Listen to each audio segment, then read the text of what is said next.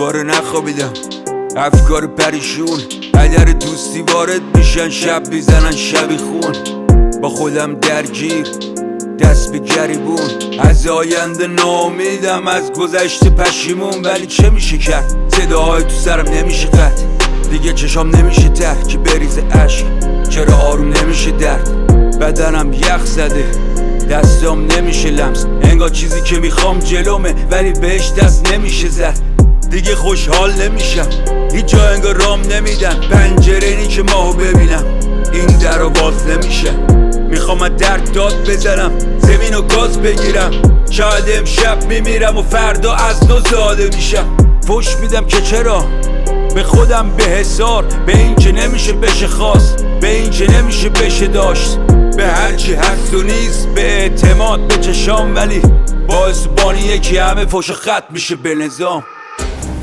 هر یه روز یه سالمه روی در نگاهمه، حسرتش تو خوابمه. هر یه روز یه سالمه روی در نگاهمه، حسرتش تو خوابمه. چرا صبح نمیشه؟ یه چی تو مرده دیگه، وجودم خورده میشه، چیزای کوچیک گنده میشه. دارم سقوط میکنم ته جا، نور داره نقطه میشه، دستم همه جا کوتاست و میگن آدم تو خودش گم نمیشه. انگار از شکم مادرم هلم دادن و فرو رفتم تو خودم، غرق فکر هوامو داری یه قلب چرک دارم و نفسام حبس میکشم توی من.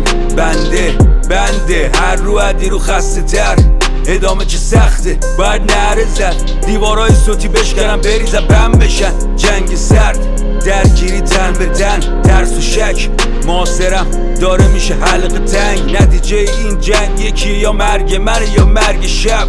میشه پوتین پاک نباشه، شبا انقدر تار نباشه، زندگی هار نباشه، زخمامون باز نباشه. میشد این حرفا راست نباشه ولی کسی باختو به ما یاد نداده، نظامون باید کشید پایین تا هر یه روز یه سال نباشه.